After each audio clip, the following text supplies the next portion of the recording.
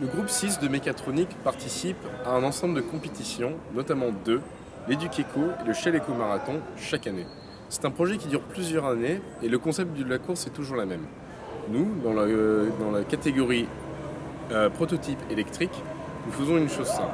On doit faire le tour d'un certain circuit un certain nombre de fois, dans un temps donné, pour valider une course. Et ensuite, parmi les équipes qui valident une course, ce sont les équipes qui ont consommé le moins d'énergie, mesurée par un joule-mètre, qui ont gagné. Le projet de mécatronique s'organise chaque année, notamment pour les deuxièmes années aux mines, avec des BTS d'autres écoles. Nous avons la chance de travailler avec des BTS mécaniques et électriques dans notre équipe, ainsi que des BTS communication qui travaillent à nos côtés. Nous devons, avec notre équipe d'à peu près 10 à 12 élèves des mines, concevoir un véhicule tout en gardant le travail qui a été fait des années précédentes. En effet, ce projet dure depuis plusieurs années et chaque année nous devons reprendre et corriger ou juste garder ce qui était fait les années d'avant en comprenant pourquoi certains choix techniques ont été faits. De plus, chaque année les règles des concours changent, on a des nouvelles difficultés ou des facilités qui font qu'on en prend profit et la voiture évolue chaque année. Cette année, on s'est divisé en 4 pôles. Un pôle mécanique qui s'en chargeait surtout du nouveau design et des choix de conception pour un nouveau châssis en carbone. Une équipe électronique qui s'occupait plus du banc d'essai ainsi que son utilisation et d'autres éléments. Un pôle communication et logistique qui s'organisait que tout soit prêt le jour J et d'essayer de récolter des fonds pour notre course. Et le pôle stratégie qui a comme objectif de donner la meilleure façon de conduire au pilote et lui communiquer ces informations le jour J de la course pour que sa consommation soit la plus faible possible. Donc cette année, nous avons choisi différents axes d'amélioration. Le premier était basé sur la coque. Lorsque nous avons récupéré la voiture, la coque était en fibre de lin, qui est un matériau écologique certes, mais peu efficace. C'est-à-dire que la fibre de lin est un matériau lourd et peu rigide, et donc peu efficace d'un point de vue de la consommation.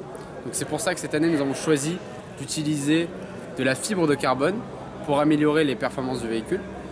Un autre axe qui se présentait devant nous était l'amélioration de l'optimisation de conduite et de la stratégie de course, et notamment l'algorithme qui permettait d'optimiser la stratégie de conduite pendant la course.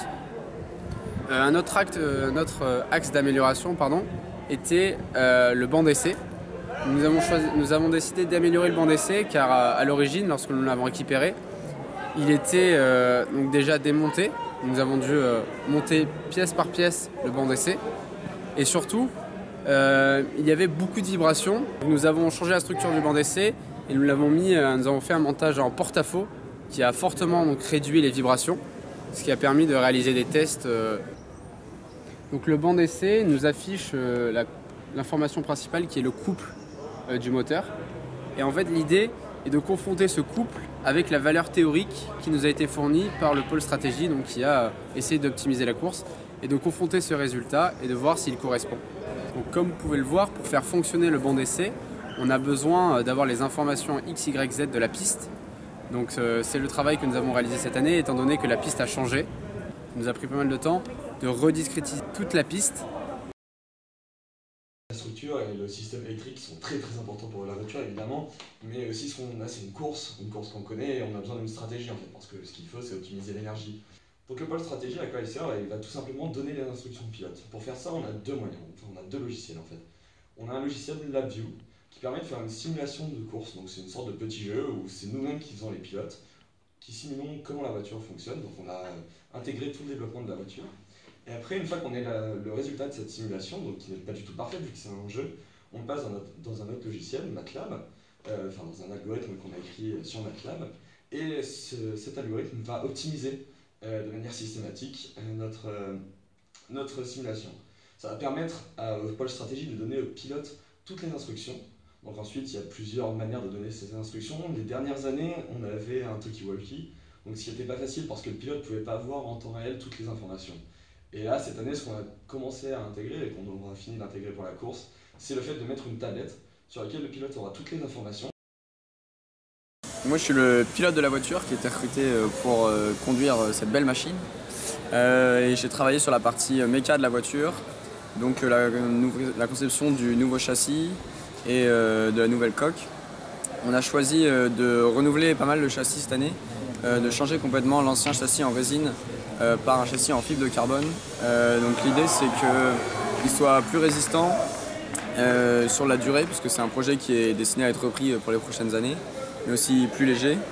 Et pour la coque de la voiture, on a travaillé avec du polycarbonate, qui est donc un ensemble de plaques transparentes, et on utilisera un petit squelette en bois pour faire tenir ces différentes plaques sur la voiture. On a aussi pas mal progressé sur le poids, avec un gain total qui est estimé autour de 10 kg